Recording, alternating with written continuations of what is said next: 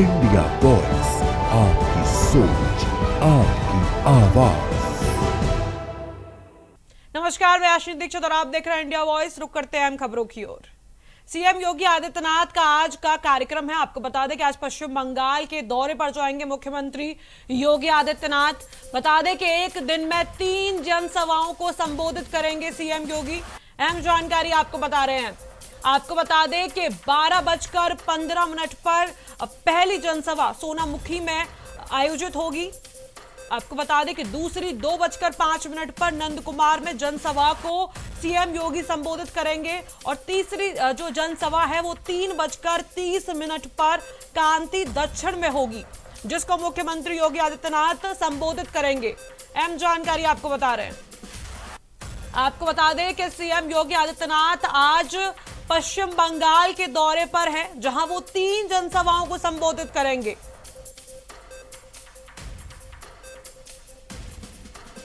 आपको बता दें कि एक ही दिन में 3 जनसभाओं को मुख्यमंत्री योगी आदित्यनाथ संबोधित करेंगे।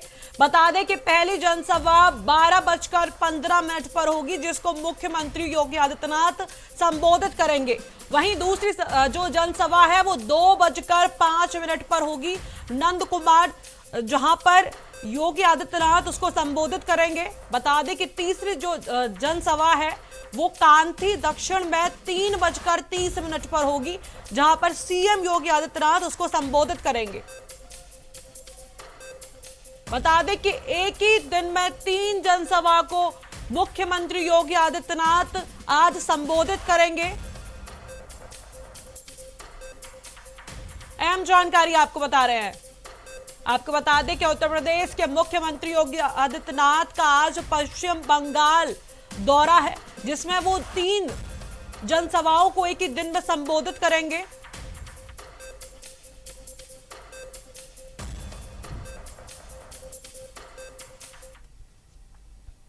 वहीं मथुरा नाव हादसे में 11 लोगों की मौत। अहम जानकारी आपको बता रहे हैं।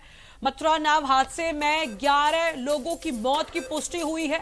वहीं आपको बता दें कि 5 लोगों की तलाश अभी भी जारी है। बता दें कि एनडीआरएफ, एसडीआरएफ का रेस्क्यू अभियान अभी भी लगातार जारी है। नाव चालक और पीपा पुल ठेकेदार हादसे में गिरफ्तार किया गया है। बता दें कि लापरवाही सामने आने पर नाव चालक और पीपा पुल ठेकेदार को गिरफ्तार किया गया है। अहम जानकारी आपको बता रहे हैं मथुरा से, जहां पर दर्दनाक नाव हादसे में 11 लोगों की मौत की पुष्टि की गई है, जबकि 5 लोग अभी भी लापता बताए जा रहे हैं। बता दें कि लापता लोगों की तलाश के लिए एनडीआरएफ और एसडीआरएफ की टीमें लगातार रेस्क्यू अभियान चला रही हैं। वहीं प्रशासन द्वारा राहत और बचाव कार्य तेजी से शुरू कर दिया गया है। शुरुआती जांच में लापरवाही सामने आने के बाद पुलिस ने नाव चालक और पीपा पुल के ठेकेदारों को गिरफ्तार कर लिया है। बता दें कि अधिकारियों के अनुसार सुरक्षा मानकों की अनदेखी इस हादसे का प्रमुख कारण बताई जा रही है।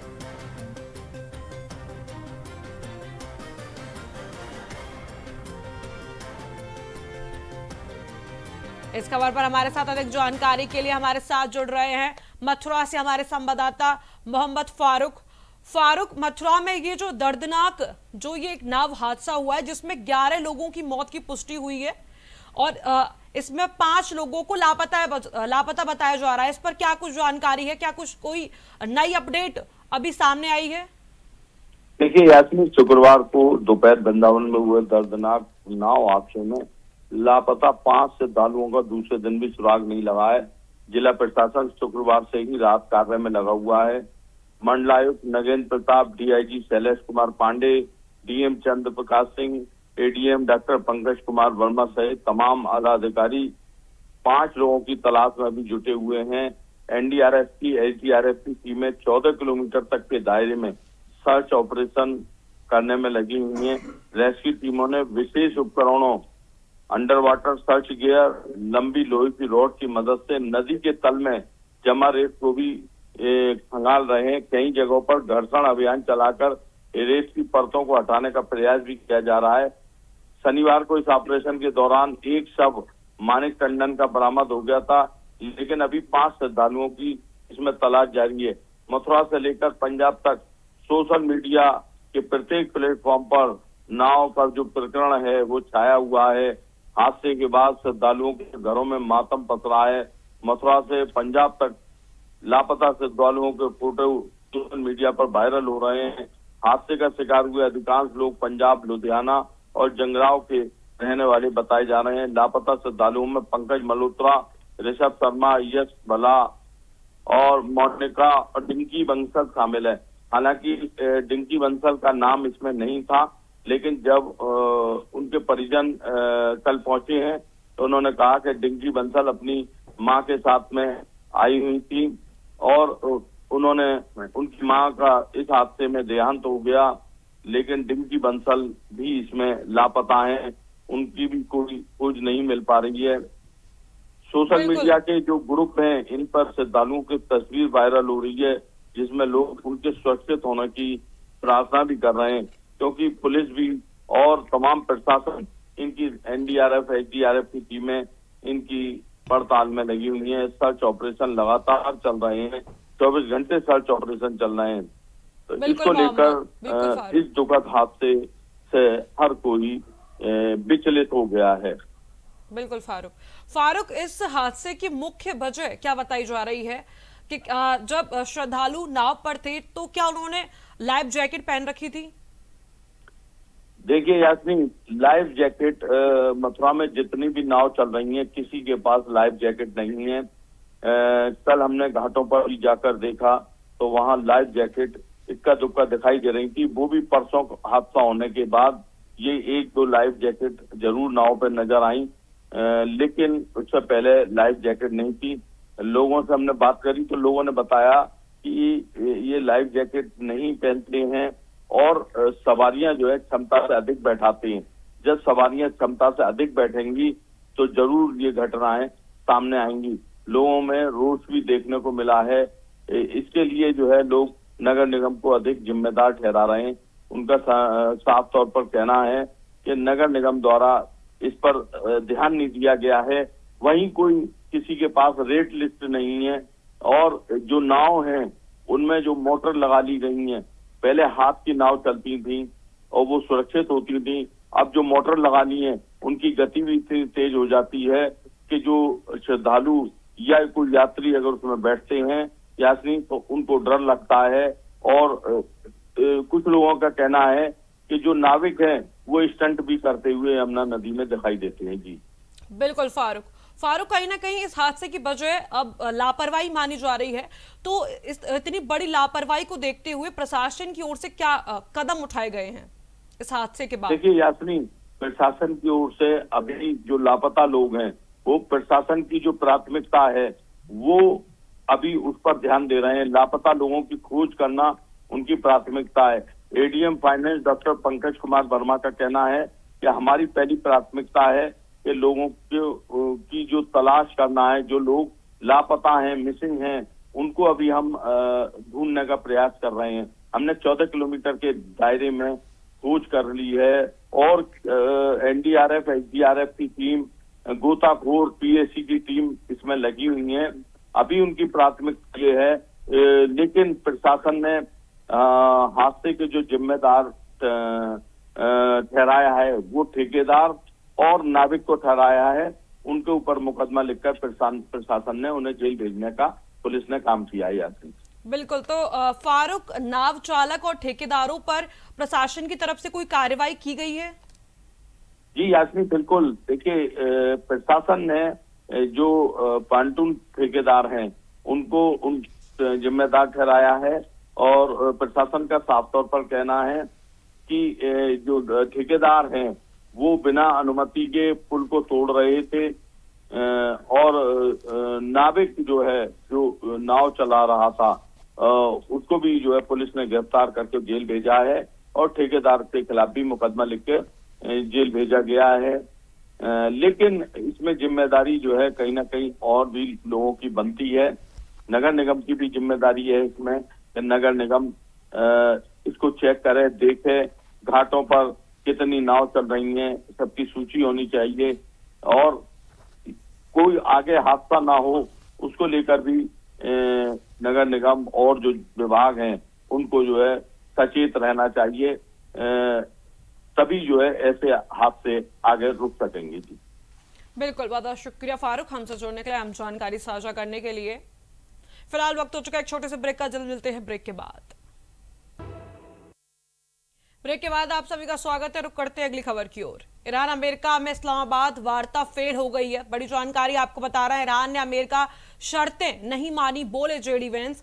आपको बता दें कि इस्लामाबाद में ईरान और अमेरिका के बीच हुई अहम वार्ता बेनतीजा रही। आपको बता दें कि जेडी वेंस ने कहा कि ईरान ने अमेरिका की शर्तें नहीं मानी।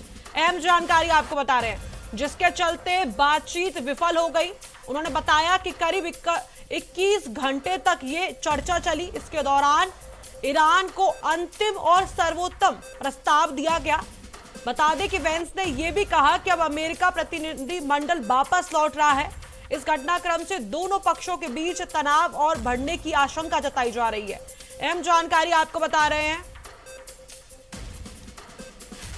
आपको बता दें कि जेडी वेंस ने कहा कि हम वापस जा रहे हैं।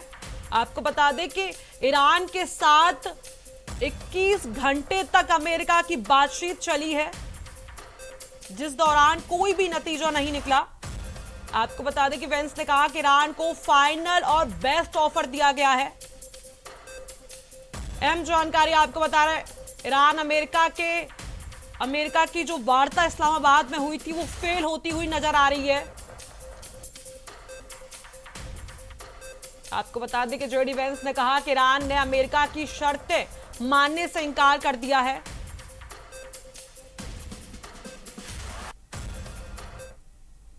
वहीं ईरानी मीडिया के हवाले से एक और बड़ी जानकारी आपको बता रहे हैं। आपको बता दें कि आगे की बातचीत की योजना नहीं। ईरानी मीडिया ने कहा कि आगे की बातचीत की कोई योजना नहीं है। आपको बता दें कि दूसरे दौर की बातचीत की योजना नहीं। उन्होंने कहा कि वार्ता को लेकर ईरान की प्रेस टीवी ने बड़ा दावा किया है। आपको बता दें कि ईरानी मीडिया के अनुसार अमेरिका और ईरान के बीच हुई वार्ता बेनतीजा साबित हुई है। बता दें कि प्रेस टीवी ने दावा किया कि फिलहाल दूसरे दौर की बातचीत की कोई योजना नहीं है। बड़ी जानकारी आपको बता रहे हैं। रिपोर्ट के मुताबिक दो अहम मुद्दों, परमाणु कार्यक्रम और स्टेट ऑफ हॉर्मुज पर सहमति नहीं बन सकी। बता दें कि इन मतभेदों के कारण चर्चा आगे नहीं बढ़ पाई। अहम जानकारी आपको बता रहे हैं। वार्ता को लेकर ईरान की प्रेस टीवी का बड़ा दावा।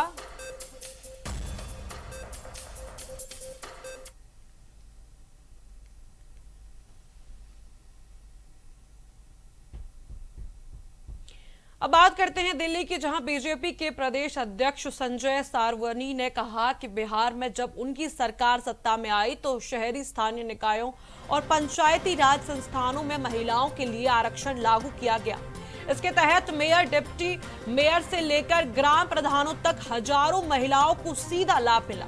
उन्होंने कांग्रेस पर निशाना साधते हुए कहा कि जो काम पार्टी 30 वर्षों में नहीं कर पाई वो प्रधानमंत्री नरेंद्र मोदी ने नारी शक्ति अधिनियम के जरिए लोकसभा और राज्यसभा दोनों में सिर्फ 3 दिनों में पूरा कर दिखाया।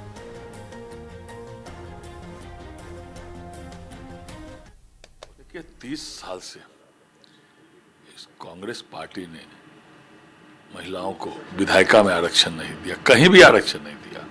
बिहार में हमारी सरकार बनी, हम लोगों ने नगर निकाय में, पंचायती राज में आरक्षण दिया और हजारों की संख्या में मेयर, डिप्टी मेयर से लेकर और माननीय प्रधानमंत्री जी ने भी दिया। और नारी बंधन अधिनियम जो 30 साल में कांग्रेस नहीं कर सकी, वो 3 दिन में माननीय प्रधानमंत्री जी ने लोकसभा और राज्यसभा से पास कराया। उसी में संशोधन विधेयक है। आने वाले समय में हमारी बहनें विधायिका में भी कानून बनाने में उनकी बराबर की भूमिका रहे और देश में कोई भी चुनाव हो तो उसमें महिलाओं को आरक्षण मिले। माननीय प्रधानमंत्री जी का यह संकल्प है और 16 तारीख से 18 तारीख तक विशेष सत्र भी बुलाया गया है। देखिए, 30 वहीं महिला आरक्षण बिल को लेकर राजनीतिक बयानबाजी तेज हो गई है। बता दें कि मोदी सरकार संसद के विशेष सत्र में इस बिल को लाने की तैयारी कर रही है, जिस पर कांग्रेस लगातार सवाल उठा रही है। इसी बीच बिहार बीजेपी के प्रदेश अध्यक्ष संजय ने कांग्रेस पर निशाना साधा। उन्होंने कहा कि कांग्रेस ने 30 सालों तक महिलाओं को आरक्षण देने का काम नहीं किया, जबकि बिहार ने बीजेपी सरकार ने सत्ता में आते ही नगर निकाय और पंचायती राज संस्थानों में महिलाओं को आरक्षण दिया। उन्होंने ये भी कहा कि प्रधानमंत्री नरेंद्र मोदी के नेतृत्व में नारी शक्ति वंदन अधिनियम को महज 3 दिनों के भीतर लोकसभा और राज्यसभा से पारित करा दिया गया, जो महिलाओं के सशक्तिकरण की दिशा में बड़ा कदम माना जा रहा है। साल से इस कांग्रेस पार्टी ने महिलाओं को विधायिका में आरक्षण नहीं दिया, कहीं भी आरक्षण नहीं दिया। बिहार में हमारी सरकार बनी, हम लोगों ने नगर निकाय में, पंचायती राज में आरक्षण दिया और हजारों की संख्या में मेयर। वहीं गुजरात के महासाणा में बीजेपी ने अनोखा फैसला लेते हुए 28 साल से पार्टी कार्यालय में चपरासी का काम कर रहे रमेश भील को नगर निगम चुनाव में उम्मीदवार बनाया है। बता दें कि वार्ड नंबर 13 से टिकट मिलने के बाद रमेश भील चर्चा में है। लंबे समय से पार्टी से जुड़े रहने और समर्पण को देखते हुए उन्हें ये मौका दिया गया। बता दें कि रमेश ने खुशी जताते हुए कहा कि जीत के बाद भी वे पार्टी कार्यालय से जुड़े रहेंगे। इस फैसले को लोकतंत्र में आम कार्यकर्ता के सम्मान के रूप में देखा जा रहा है।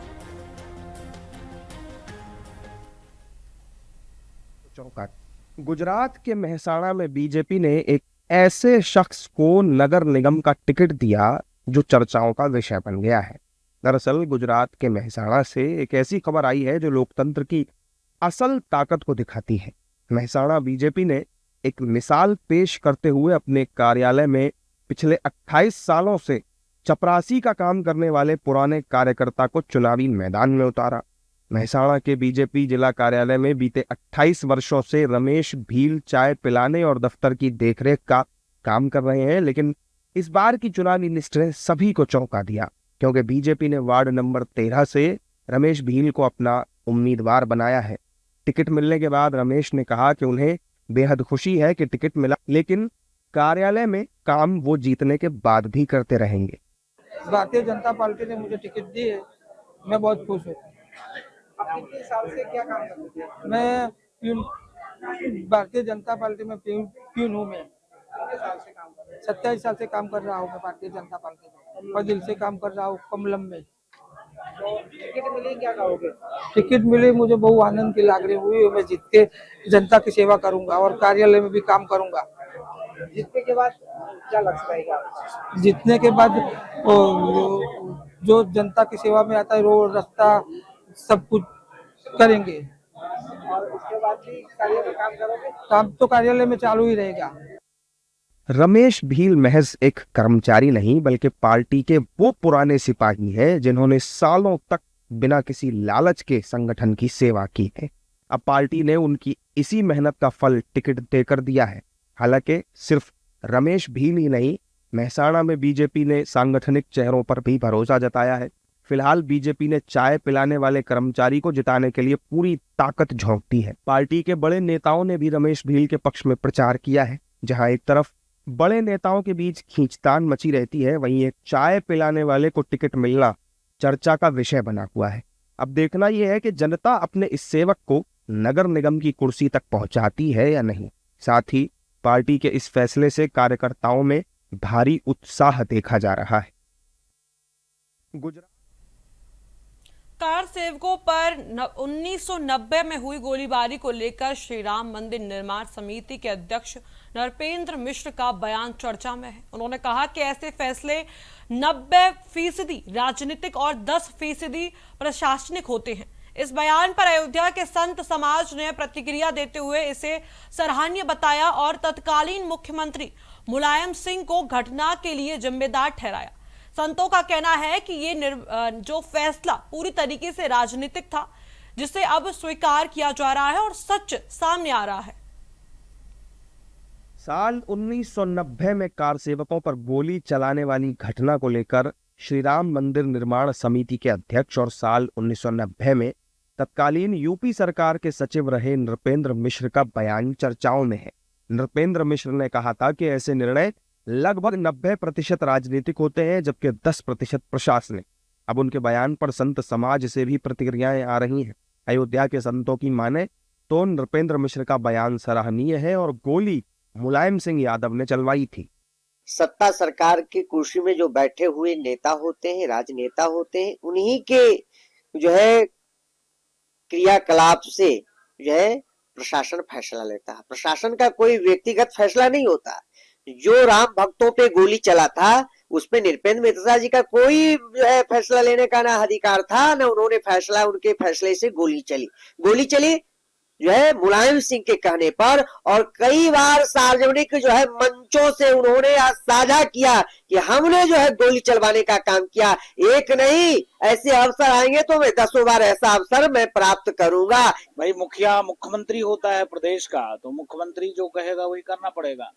तो प्रमुख सचिव रहे हैं, और प्रमुख सचिव रहे हैं तो मुख्यमंत्री के आदेश से ही कार्य और काम होता है। जब भी अभी वर्तमान स्थिति में माननीय मुख्यमंत्री पूज्य योगी आदित्यनाथ जी महाराज हैं, तो जितने भी बुलडोजर चल रहा है, जितने भी इनकाउंटर हो रहा है, एक बार सलाह मशवरा तो जरूर करते होंगे कि हाँ ये इतने बड़े अपराधी है, इतने बड़े ये ऐसा कार्य कर रहा है, ऐसा होना चाहिए, होता है। तो निर्णय तो लेना का काम मुख्यमंत्री का है। तो उसी प्रकार से निहत्थे राम भक्तों के सीना गोली से छलने करने का कार्य और काम मुल्ला मुलायम सिंह जी के ही द्वारा नेतृत्व में हुआ है।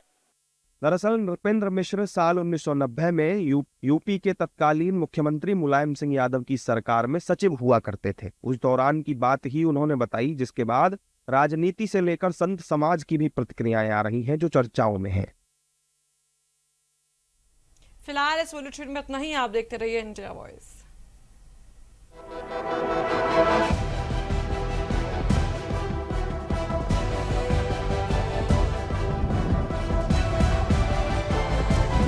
इंडिया वॉइस, आपकी सोच, आपकी आवाज।